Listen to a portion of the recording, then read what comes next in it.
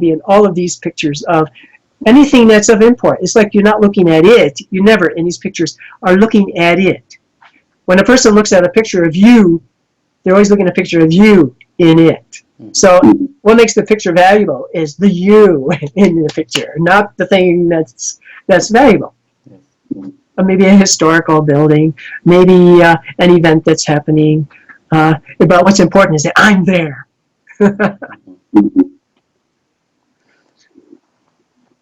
It's fascinating. Yes. But it's not that I would not give up. I was telling somebody today that I'm a little bit too much in the dark. I'm a dark person. But and I believe that it's the balance of light and dark. You must save yourself. You have to save yourself. You cannot go too dark. You have to have a light somewhere. There must be a light for you, for everyone. Everyone must have something that's light, that's good, that they can embrace, something that calms the soul. And it brings you to a state of, I said this today to somebody else, but this is something I read. We're going to go on the El Camino, the El Camino Frances, my wife and I. That's a pilgrimage to Santiago in Spain. I plan to do that at the end of the month. And you take a backpack and you just walk the trail of the pilgrimage to St. James. And it's, the saints' remains are in a cathedral in Compostela de Santiago, or Santiago de Compostela, I guess it's called. And that's the end point. So you walk. It's 790 kilometers, and you walk the whole thing on the trail, the pilgrimage trail, across from the Pyrenees to, and there are many trails to it. The one we're taking is called the El Camino Frances. So it goes from France to just this side of Portugal. So what's the significance of this trail? It's the idea of a pilgrimage. It's a religious thing. So it's a religious walk. It's a little like going to the Hajj, but not quite the same. But it's a little bit like that. So you're going to because you're doing this as a spiritual endeavor. Not all people do it. Some of them do it because you have to be fit, and it's a proof of your fitness. Your body is able to take it. So I hope I can do it. You go about 20 kilometers a day or something more than that. So you just walk with your backpack. And they have refugios, they call them, places where you can sleep, hostels where you can stop. Thousands of people do this every year. But what I'm trying to say is that there may be some light for me in that, I hope, in that walk. Yeah, we can't give up on hope, I guess. No. As bad as things look, we still have to remain optimistic, I guess. No, we can't give up on hope. And I've never seen the Oromo. The Oromos don't give up on hope. So you're in a situation, you've been in it before, you've seen it, and you have a new generation embracing it, throwing themselves into it. So the impetus is still there. So no, the Oromos have not given up hope. And I don't think they will. And yeah, that's a bit of light in that. Yes. Yeah. And also, finally, do you have any closing, I guess, remarks that you want to make regarding the Oromos? Any message, kind of, advice or? Well, my advice is this: is that there is a standard view of the past. Now, I'm talking about the depths of the past. What was real, what wasn't real. I think that you have to look at Waka. This is the past of the Oromo. There was a relationship with a god. It still is for some. A relationship established, which actually established the Oromo people in a way. It's basic to them. And I think you may have, and it's a root. And the idea of a tree and a root, I like that. Because it's a root to go to. Because there's the idea of Waka as a god. That there still is a God, that addressed you as a people in your entirety. So it doesn't matter what you believe now or what you have embraced.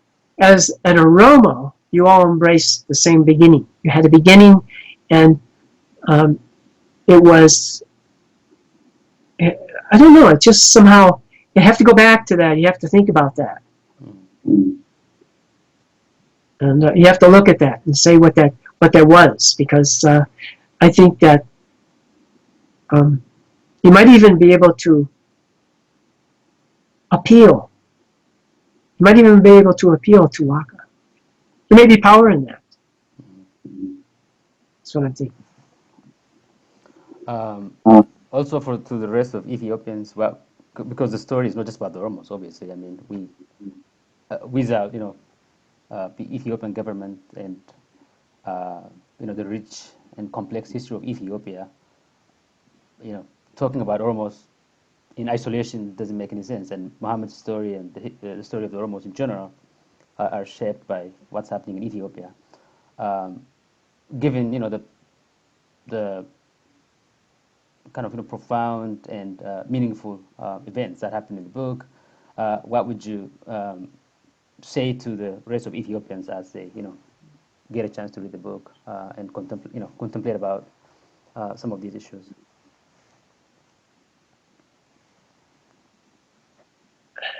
I think that what we have is really, I think that it's not just the Oromo either. In other contexts, we have Canada and our own indigenous peoples, and in the States the same.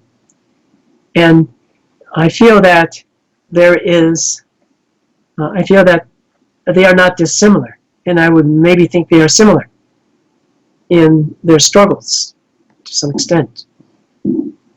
And I think that the values are different. So the values of the Amhara has always been, they want to rise with the West.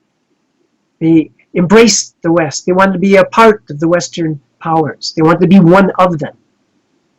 Haile Selassie wanted to be one of them. He was crowned. He invited reporters and dignitaries from all of the Western countries to validate his coronation. And I think that's the kind of validity he wants. And that the Abyssinians want. And I think that when the Tigrayans talked to the U.S. in 1991, I think it was, and they created a constitution, it was a deal that was made. They wanted to be a member. They wanted to be one of them, one of these people. And I think that we have to look at these values, and we have to say, well, is this a clash of people? The Oromo within Abyssinia?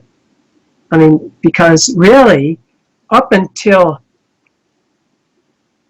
Menelik, maybe even later to some extent, because you really, the Oromo really wasn't part of Abyssinia as such, Abyssinian ruling, because of the geography of the country. You weren't really able to get into to certain areas and fight. It wasn't until they could bring in the European powers to fight in those areas with the guns that they had, that they were able to overcome and subjugate the Oromo. They couldn't have subjugated them without the Western powers, Western views on things, and embracing them. He wanted his light, the light that shone for Selassie and for Menelik, both, was the Western powers, the light of the Western powers, and everything they mean. And I say that Ethiopia I don't think it was ever something that was in the past. The Oromos were not part of that part of Abyssinia, the Gandharis, the Amharas, that they were really somewhat apart, just even geographically. They didn't have a lot of intercourse with them. They didn't have a lot of business with them. They didn't have a lot to do with them. So it was really a separate country. If you talk about Oromia and what was happening, I don't think you can say they are the same country, Ethiopia. The West liked them because they were Christian. They liked them because they represented an ancient history that had a lot to do with Israel and that kind of thing. So it was a different pattern associated with it. I don't think the Oromos really. Ethiopia is like an invention. There's a book called The Invention of Ethiopia, and I embrace that book. I think that book has got it straight. It's an older book, within the late 20th century, but 1970, I think is when it was put out, maybe later. A very good book, very well written. But the idea is Ethiopia's convention is not something that existed throughout all that time. The Oromos were not a part of that in that sense of a nation state. A nation state is very recent in Ethiopia. So it's an attempt to create that nation state that never was in the contemporary times. Same with Somalia. To create that state Somalia, which never was. These were peoples that mingled and clans. They had organizations. They worked with each other at that level. They weren't dominated by a legal system that dominated the law. Well, look at the U.S. legal system. It's gone to pot, totally. It's a legal system for the rich. It's denying the poor everything. So I don't see that as something to strive for. Why? Why strive for that? It has not succeeded. So I think other modes have to come into play. And so when you intellectualize them too much, they get clean. It's like washing them off. All the blood, you try to wash it off. And so you can talk about it as if it's neutral, without any blood going through the veins when you discuss it. It's like you're all head. And that, I don't think, is going to win any future battles. But I think that, so you have to have a faith that, I think, you have to have a faith that is not based on that concept. You're not basing it. You're not resting all of the weight of meaning in your life on the establishment of governments. That's not the meaning in life. There's a saying, that's what I was talking about earlier. This saying goes like this.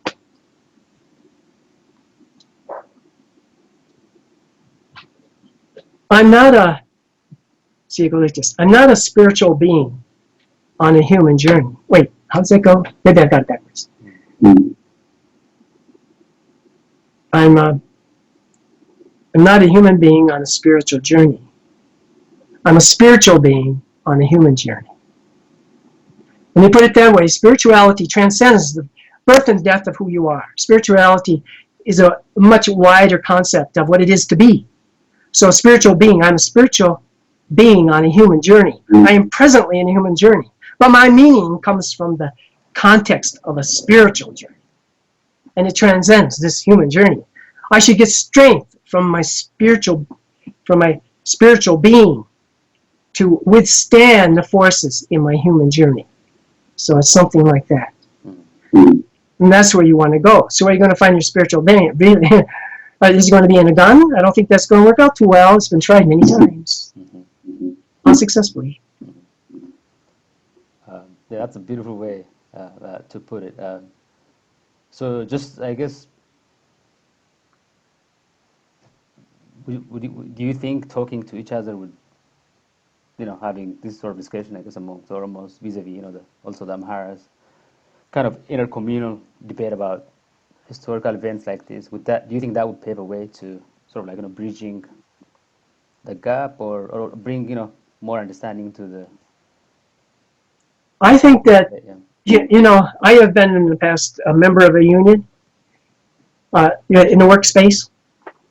And the origin of the union, always unions are created. Oftentimes, they are created out of a situation where people are not being respected. So the first thing they want to do is to establish some kind of respect for them. And the way to do that is you have to stand up for yourself. You have to say, I'm not taking this anymore.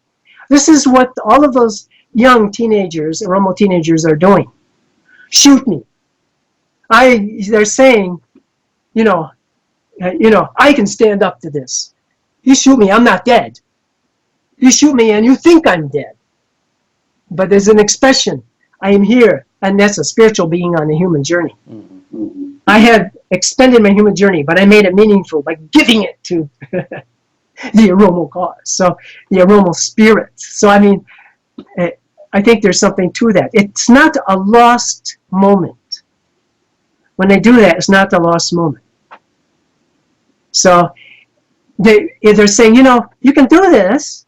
And what they're also saying is that, that bullet that just killed me? That's all you've got. That's all you've got. That's all you can do to me. Does nothing. Mhm. You know, he really didn't do anything to me.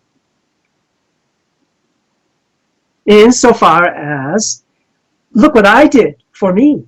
He will say, that young man or woman will say, what did I do for me by taking that bullet? I sacrificed. I made sacred. I sacrificed my life for the Oromo. I just did a sacred thing for the Oromo cause. That's what a sacrifice is. Mhm. We think of sacrifice when you sacrifice a human being on an altar as a horrible thing. But the person that's being sacrificed on the altar, that's a sacred event he's undergoing. So it's the idea of the sacred and the profane. I think there's an element of that in all of this. But I myself have not accepted any bullets. I don't know if I will. So I don't know. I'm a spiritual being on a human journey. It takes Do I have the strength to actually follow through on that? I don't know. Yeah, it takes a great deal of courage, I guess, to give up. I think it takes a great deal of courage. And what they're showing is, you know, you shoot me, but so what? Look what I did. I showed the kind of courage I have. I showed you that I'm a strong human being. Are you a strong human being? You just shot me. That's weak. That's weak. You used a gun. That's weak. You didn't want to talk to me. You didn't want to deal with me. You didn't want to work it out. You only wanted to get rid of me. You only wanted to, you have no strength. What are you? You can't talk. You can't. I mean, what's this up there? What have you got there? And who told you to do that? You did it because somebody told you to. You didn't just do it. You did it because you were ordered to do it. Well, what are you? You're a thing? You're a thing. I'm a human being. I'm spiritual. I'm real. Hey, I'm real. Look at you. You're just a thing. Somebody makes you a thing. You do what they tell you to do. Yeah. And that's the problem with slavery. Same thing. It's the attempt by another people to make of another people a thing. But you're a living spirit. So I guess that I even see that in Parkland. Don't do this to me, Parkland in Florida, when they killed the students. There was the killing of the students in Parkland recently. And now they protested guns, NRA and all of that. They stood up. Hey, they stood up. And then you have the teachers in the states on strike. Hey, they're standing up. They're standing up. So that kind of thing. They're looking for that respect that I see in the originators of the union that I was in, because they actually banded together, and that's what you have to do when you do that. You can't do it by yourself. You have to band together, because it's just that banding together, coming together as a group and making that protest that has so much power. You see, I'm not taking it anymore. Those teachers had to take 3 or 4 jobs just to make a living. And they're teachers.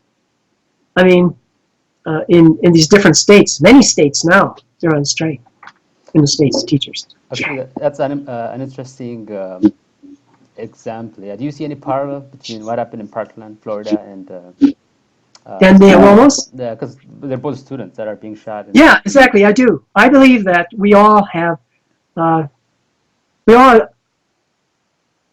fellow members of those who were born in the same approximate period. They have similar traits as they go through life. So we are a generation. I'm part of a generation. And we have similar concerns. As we grow older even, we carry a way of being with us all the way through. And then when you find these young people, they will carry something all the way through. They are showing something. And it's quite, I think that there is something to that. I think that this is global. I don't think it's just the Oromos. I don't mean just in any derogatory sense, just. I mean, I don't think it's only the Oromos. Just young people just standing up for... Yeah, they're standing up and willing to give up their lives. And, to the point of giving... Particularly in Oromo. Now, whether these others, the other protesters in the United States of America would be willing to give up their lives, I don't know, couldn't say. But that they are responding in a very strong way to the concept of gun laws, and they want them changed, and some of them see as going back to school the way it is now, it's like a prison, because you have guards all around. Teachers are going to be carrying guns.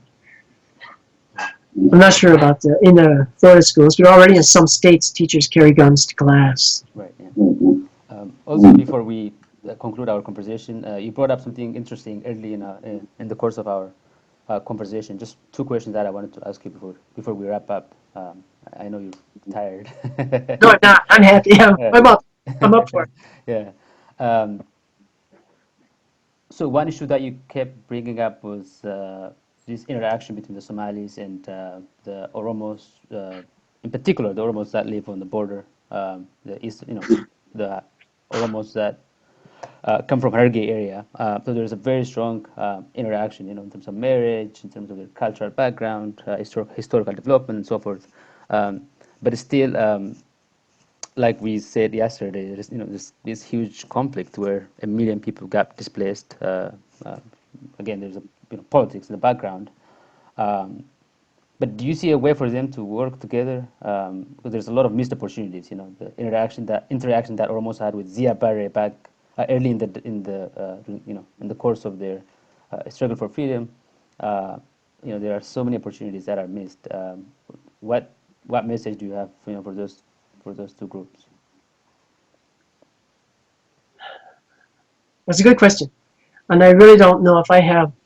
Uh, I don't know if I have enough material to make a comment, but in my mind, enough knowledge in my mind. But all that I know is that it has worked before. They have been able to. But there are too many other players. Too many other players, not from Africa. Too many other players in Africa who have too many other objectives with being in Africa. And they have their own game they want to play there. So it's hard for the Oromos to work it out with the Somalis when these other groups are coming in and have big plans for what they want to do with the land in Ethiopia and what they want to do with the land in Somalia.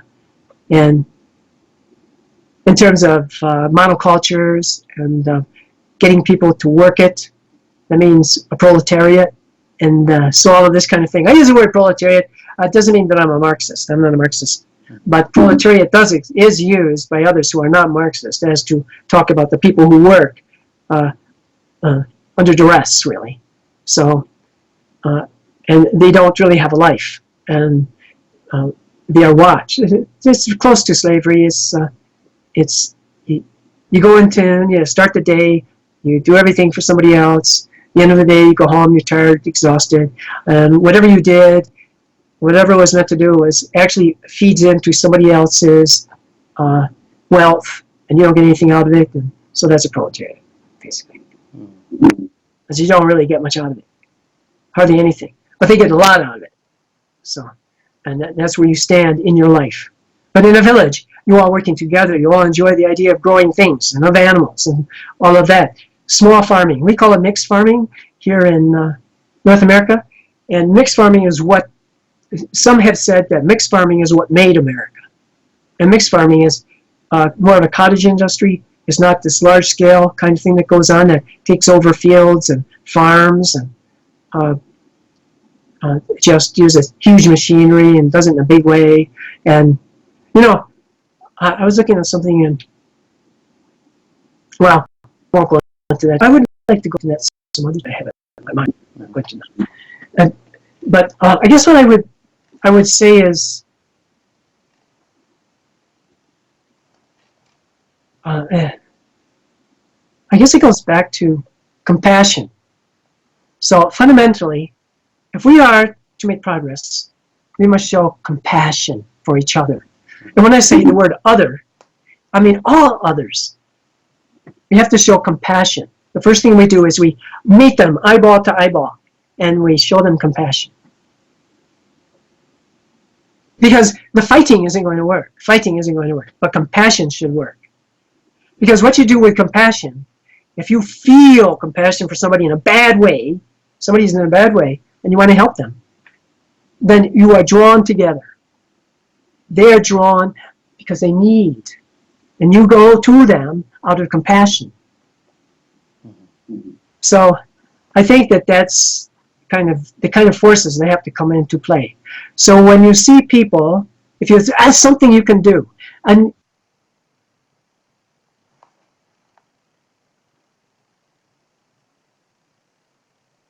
is endowed with meaning. And it's the meaning that is felt and swells across the person in the gesture. So when you do some small gesture, but it's full of compassion, then you really have done a big thing. I mean, a really significant thing in the other person's life. And sometimes a moment of compassion with another person, it may be like a bell that rings in their life, like a bell, a tone, beautiful tone. So, there are religions galore out there, but so many of them are so false in my estimation. You just don't, if you hit something, now let's say something, I'm a bell. This is a bell. This is a bell. You have a little thing to ding the bell. And let's say you hit the bell. Don't. It doesn't ring. It just goes don't. Well, that's not much of a bell now, is it? So I feel the same way about a lot of these religions. When you hit it to get the ring of compassion, you get don't. You don't get the ring of compassion. No. Yes. And so I don't think much of it. Uh-huh. So I don't think the concept is to find a religion that you like. It's to express the compassion you feel. Mm-hmm. And that's a religious gesture. Yes, that's a very interesting, I guess, take on the conversation. Yeah. I mean, we have, people who claim to believe in, the different, the big religions. Yeah. But it's very rare nowadays to find people with a sense of compassion, sense of understanding. Even though many of these, especially the Abrahamic religion, I mean, you have elements of compassion that are sort of, the foundation of the religion itself. But humans are, I guess, humans. It's it's very hard, to. Well, that's what I think it is. I think it takes practice, Yeah. for one thing. Mm-hmm. And I think that it's something that in a Western society is not really prized. It's not prized as an important component of aspect of being human. Mm-hmm. The idea is the saying that seems to be dominant. Buyer beware. Mm-hmm. If I sell you a bill of goods, if I sell you something that is broken, and I tell you this is new, hey, I got you, yeah. It's the idea of taking somebody for a ride. Take somebody for a ride. That's fun. Buyer beware. And I don't think that's basic to being human. That aspect of selling somebody a bad a bad deal of goods, whatever they call it. It's and not the positive aspect. It's not a part of the light. It's a part of the dark to be like that. Mm-hmm. So that's what I think. And I don't think it's easy. No, that's another thing. I don't think anything's easy. Yes. Yeah. But I do think it gets easier if you do it. If you practice it, it gets easier. Mm-hmm. Yeah. The more we reflect on it, I think the more. The more you try to Mm-hmm. give gestures of compassion hand them out, gestures of compassion, then I think that it gets easier to do it. Yes, I definitely. Yeah. Otherwise we lose a sense of our moral compass, and like I was saying earlier, Exactly. a walking, uh, body. Like we don't have a soul, a sense of the spirit. You don't have that compassion. I mean, we live, but it's just. I mean, we're not better than animals. In a way. Well, even less. Think of the movies, all of the serials on TV out there about The Walking Dead and how popular they are. Mm-hmm. Why? Why is The Walking Dead popular? The Walking Dead. That's because there's so many Walking Dead. Mm-hmm, mm-hmm, yes.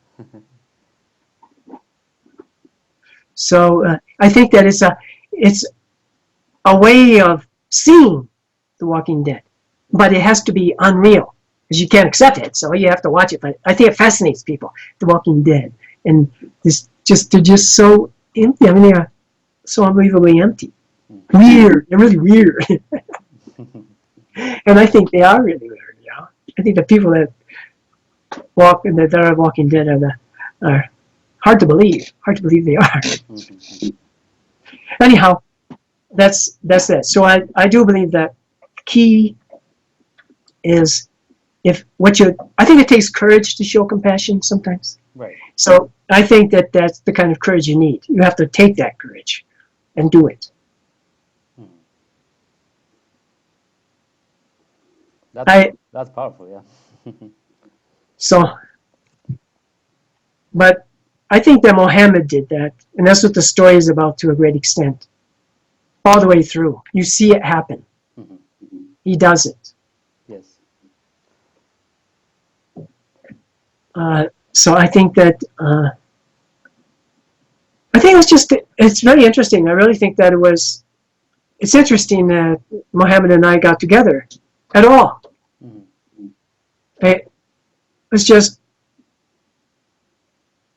I think it was destined. Because I think it worked out really well. I think that it's I don't know if that I don't think it was just an accident. I don't think it was just happened. I just think it was a little more than that.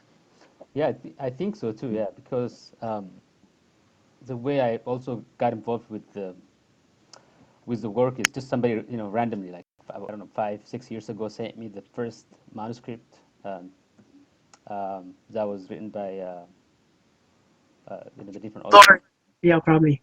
Yes. I, Uh-huh. And I did edit that manuscript and sent it back to the guy who sent me the manuscript. He lives in Portland, Oregon. But I was fascinated by the story. It's like, I mean, this is probably not true, I guess, for most Oromos or Ethiopians. But if your family or went through that, really like horrendous, kind of horrible, terrible tragedy, or you know of somebody who went through that experience, to you, you're not reading the story. I didn't feel like I was reading, a story about somebody. It was like the story of my family. This is, the story of my neighbors. Um, so in that sense, I said maybe this is just, yeah, I'm destined, kind of in a way to work with this guy. There's a reason why this manuscript came to me. Usually, I'm not, I don't do that type of work. I study medicine, which is totally different from, this line of work. Um, um, and so the manuscript actually got lost in the process. And then 2 years after, I called the same guy who ended up, connecting me with somebody else, and then I tracked it down, and that's how I got involved with the work for the second time. So I never gave up. I'm like, this work it has to be finished. There's no way it's gonna get lost. I don't care where it is. If the guy dies, I'm gonna publish it myself, or something to that effect. So in a way, it's a human story, right? I mean, I don't see it as an Oromo story or you're right. You're right. I agree with yeah, even as Ethiopian story. It could happen to anybody. It could that. this sort of tragedy could um, happen to anyone, anywhere, especially nowadays. I mean, with the emergence of media and these platforms, we get to see what's happening in real time. Um, so it's something that is you know human at its its very core. I know there's a lot of politics involved. A lot of history. Yeah, Uh, um, but I agree with you. That is mhm. the power of Mohammed's mission, Yes. Uh-huh. and that's why I like that because Mohammed is so central, and his mission is so powerful that Right. uh, it has to be read. Yes, it has to be Yes. read. Yeah. And just wanted to say I'm glad you got involved with the work and it made it possible for um, the whole thing to move forward. And I'm glad we had a very good working um, dynamic. As far as our Me inputs. too. And yeah, it's been a pleasure, I think, yeah, to work with you and Mohammed. Um, so I'm very happy, yeah, Me too. by what we've been able to accomplish. Yeah, and I hope our readers would learn a lot from reading the story. If they approach it with unbiased mind, unbiased eye, I think they have more to gain from the story. Yeah. I think so too. Hmm. That's very good. Yes. So I think we're at the end of our conversation. Unless you have anything to add. Uh, No, I don't think I have anything to add. But anybody else who has anything to add it.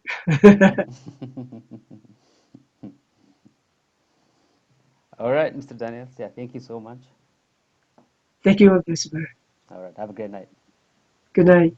Okay. Bye bye.